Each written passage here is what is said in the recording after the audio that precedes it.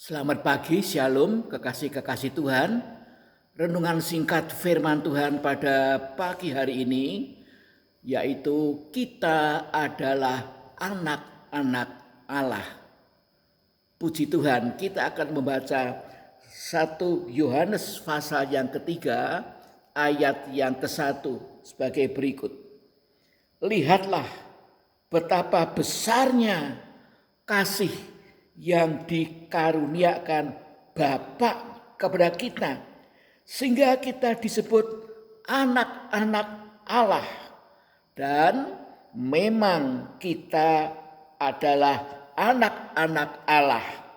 Karena itu dunia tidak mengenal kita, sebab dunia tidak mengenal Dia. Amin, puji Tuhan. Firman Allah mengatakan bahwa betapa besarnya kasih yang dikaruniakan Bapa kepada kita, sehingga kita disebut anak-anak Allah. Sebelumnya kita bukan anak-anak Allah, karena kita telah dilahirkan sebagai orang dosa. Kita mewarisi dosa-dosa dan karakter dosa dari Adam, sehingga kita tidak menjadi anak Allah. Tetapi Alkitab bahkan mengatakan kita menjadi anak iblis. Tetapi sesungguhnya kita diciptakan oleh Bapa yang di surga sebagai anak Allah. Sebab itu Bapa tidak mau kehilangan kita.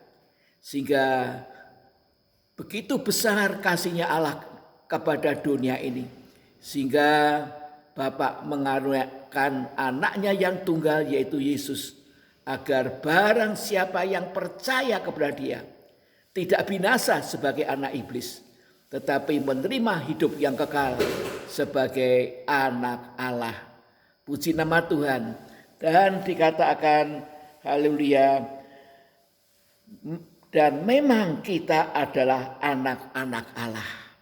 Kita bukan hanya disebut sebagai anak Allah atau berstatus sebagai anak Allah, tetapi kita memang anak-anak Allah.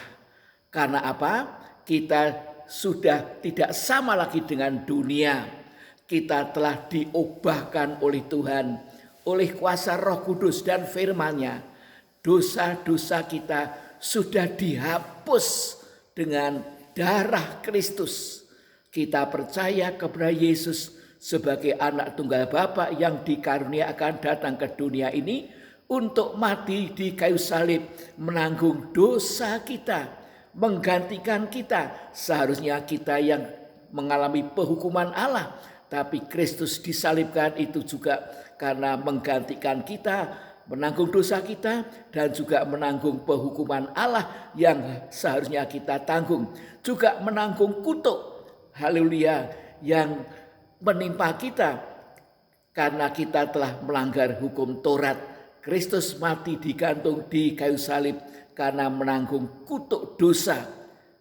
Puji nama Tuhan, sehingga kita yang percaya, kita mengalami keubahan hidup menjadi anak Allah. Haleluya, barang siapa yang hidupnya dipimpin Roh Allah, maka dia adalah anak Allah. Puji nama Tuhan. Firman Allah tadi mengatakan bahwa dunia tidak mengenal kita. Ya, karena dunia tidak mengenal Dia, tidak mengenal Allah sebagai Bapa. Banyak orang percaya kepada Allah, tapi belum mengenal Allah sebagai Bapa.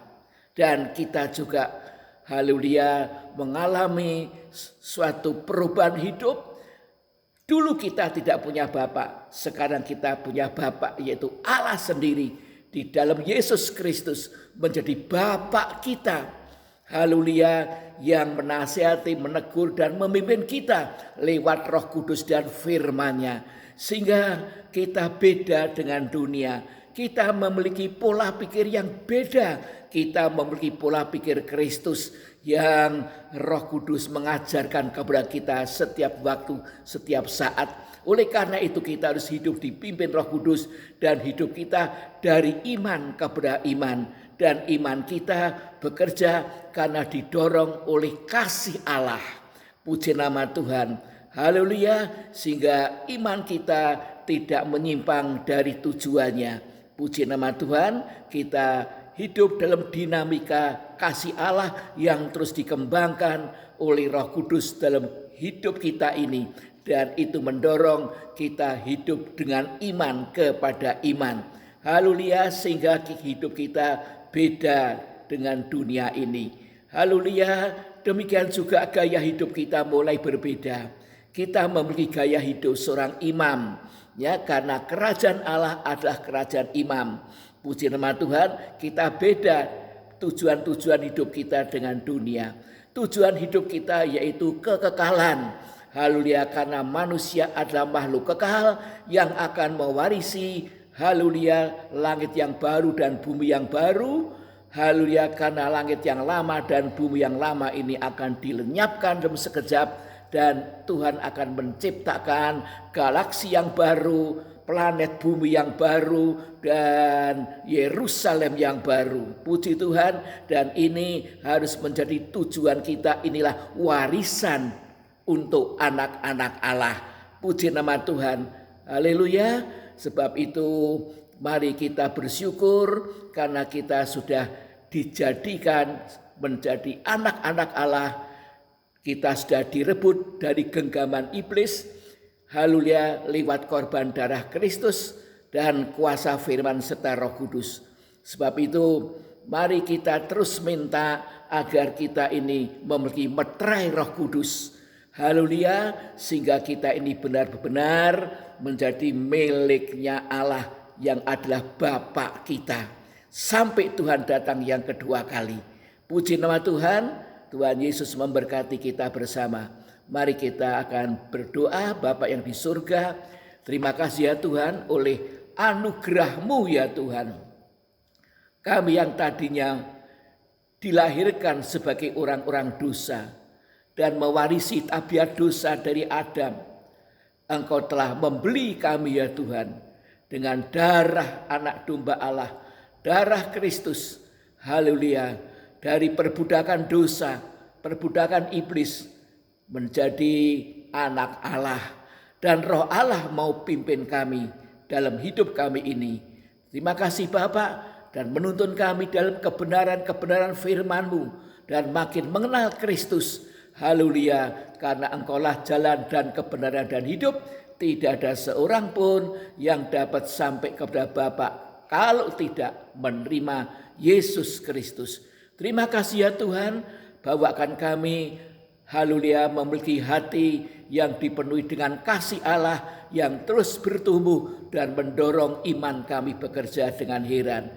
Terima kasih Bapak, sehingga perbuatan-perbuatan kami merupakan perbuatan-perbuatan dari anak Allah yang sudah diubahkan hidupnya menjadi manusia yang berkodrat ilahi di dalam Yesus Kristus. Terima kasih Tuhan, memberkati gereja lokal di mana kami beribadah, memberkati keluarga kami, juga memberkati anak-anak-Mu ya Tuhan yang sedang menghadapi sengsara dan aniaya di dunia ini. Tuhan tidak pernah meninggalkan. Itu merupakan ujian iman bagi mereka. Mereka tetap adalah milik-Mu ya Tuhan, karena Engkau Bapa kami, haleluya, yang kekal. Terima kasih Bapak, kuatkan iman mereka, kuatkan haleluya, supaya mereka terus hidup dalam kesucian dan kekudusan. Terima kasih, di dalam nama Tuhan Yesus hamba berdoa dan mengucapkan syukur, haleluya. Amin. Terima kasih untuk perhatian Bapak Ibu Saudara sekalian, Tuhan memberkati.